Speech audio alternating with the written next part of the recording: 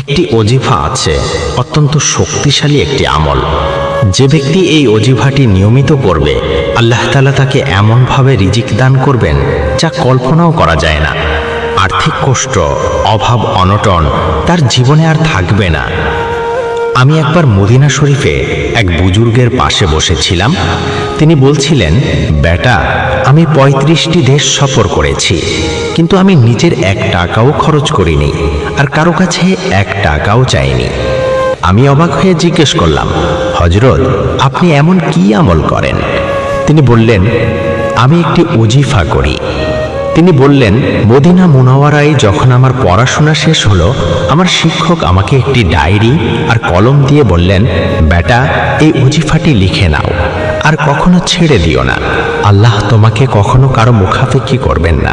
তিনি আরও বলেছিলেন, এই আমলটি সবাইকে বলবে না, শুধু তাকেই বলবে যার মধ্যে এর কদর করার ইচ্ছা আছে।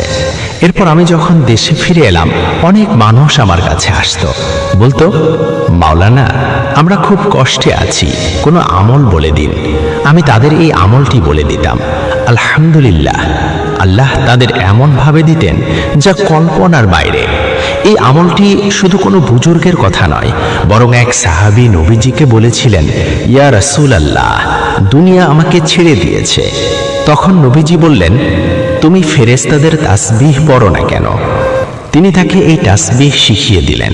কিছুদিন পর যখন সেই সাহাবীকে আবার দেখা গেল, তিনি বললেন, আল্লাহ আমাকে এত বেশি দিয়েছেন, আমি বলে শেষ করতে পারবো না। কিছুদিন আগে নবসারিতে এক ব্যক্তির সাথে আমার দেখা হলো। তিনি বললেন, মাওলানা, আপনি আমাকে একটা আমল শিখিয়েছিলেন। আমি বললাম, আমি তো কয়েক মাস আগে বলেছিলাম, এখন শুরু করলেন কেন? তিনি বললেন, মাওলানা, আপনি জানেন না, আমার স্ত্রী পর্দার আড়াল থেকে এটি শুনেছিল। সে নিয়মিত আমলটি করেছে। আল্লাহর কুদরতে আজ তার কাছে ৩৬ লক্ষ টাকার সম্পদ আসছে ওয়ারিশি সূত্রে। একটি জটিল জমির সমস্যা ছিল, যা বহু বছরেও সমাধান হয়নি, কিন্তু এই আমলের বরকতে সব সহজ হয়ে গেছে।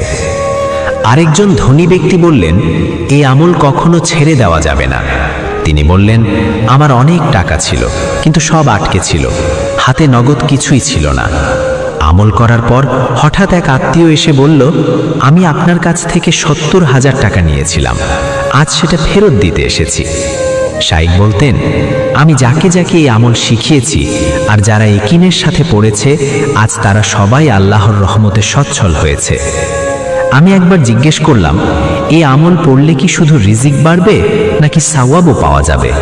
তিনি বললেন, ধরো ৫০০ টাকার চায়ের সাথে ৫০ টাকার বালতি ফ্রি দেওয়া হলো, তুমি কি শুধু বালতিটাই পাবে? আমি বললাম, না, চাও পাবো, বালতি তো ফ্রি। তিনি বললেন, ঠিক তেমনি আল্লাহর নাম নিলে সওয়াব তো পাবেই, আর এটি আল্লাহর পক্ষ থেকে অতিরিক্ত রহমত, যার মাধ্যমে রিজিক বাড়ে। সেই ওজিফাটি হলো, সুবহানাল্লাহি ওয়া বিহামদিহি, সুবহানাল্লাহিল আযীম ওয়া বিহামদিহি, আস্তাগফিরুল্লাহ। আমলের নিয়ম, ফজর নামাজের সুন্নত এবং ফরজের মাঝখানে, অর্থাৎ সুন্নত পড়ার পর থেকে জামাত শুরু হওয়ার আগ পর্যন্ত এই ওজিফাটি ১০০ বার পড়তে হবে। শেষ কথা, আল্লাহর কাছে পৌঁছানোর ২টি পথ আছে, একটি শুকরিয়া, আরেকটি সবর। নিয়ামত পেলে শুকরিয়া আদায় করো, বিপদে পড়লে সবর করো। শুকরিয়া আদায়কারীও জান্নাতি, সবরকারীও জান্নাতি। আল্লাহ তাআলা আমাদের সবাইকে এই আমল করার তৌফিক দান করুন। এই আমলের ওসিলায়, হে আল্লাহ, আমাদের জীবনের সব কষ্ট দূর করে দিন, অভাবকে নেয়ামতে বদলে দিন, এবং আমাদের এমন রিজিক দান করুন যা কল্পনার বাইরে। আমিন। সবাই কমেন্টে আমিন লিখে যাবেন।